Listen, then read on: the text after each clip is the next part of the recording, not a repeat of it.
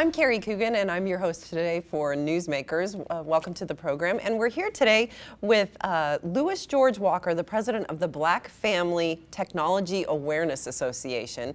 And I also want to mention that we're here inside the Royals Hall of Fame, which is so wonderful because of last year, the wonderful season. There's so many great additions to the exhibit, so please come check it out if you haven't been out here yet.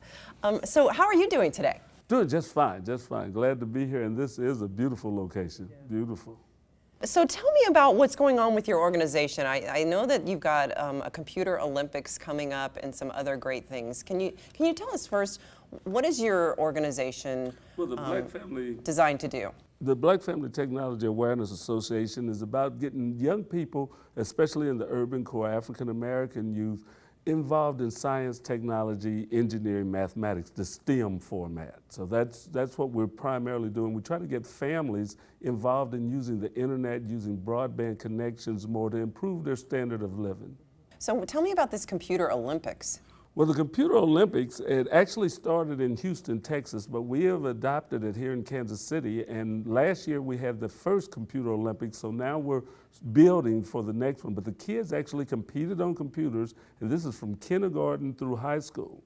And they did math, science, and computer coding challenges. And they were awarded medals, just like the real Olympics. They came up on podiums and they received first, second, and third place for their efforts.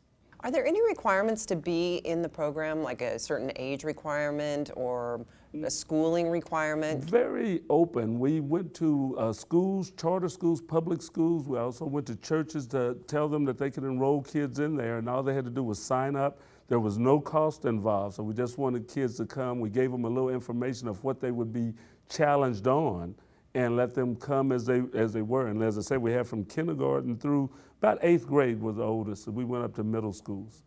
So I also know that you guys are working on getting a radio station together.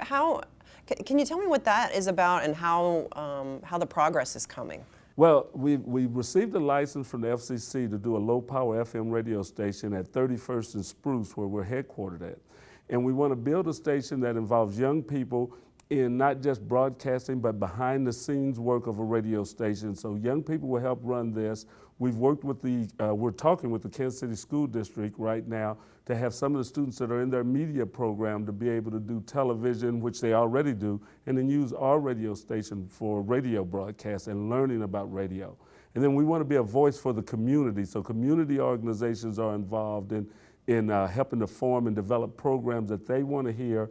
It's only a 3.5-mile radius in the air, but on the internet it can go worldwide. So we have big hopes for it, and we're doing fundraising right now to raise money to erect a tower that will be our broadcast facility. So your mission as an organization, are you reaching out to, is it just kids who are K through 12? Are there college students who can participate in your programs? Who are you trying to reach? We're reaching out to the whole family.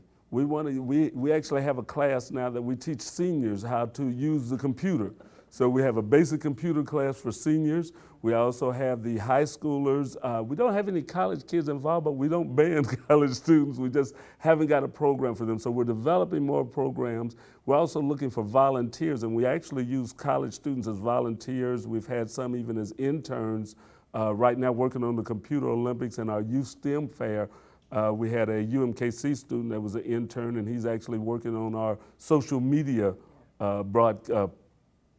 appearance, I guess would be the best word, our Facebook, our Twitter, and things like that. So we try to involve everybody. That sounds like you've got a busy few months coming up.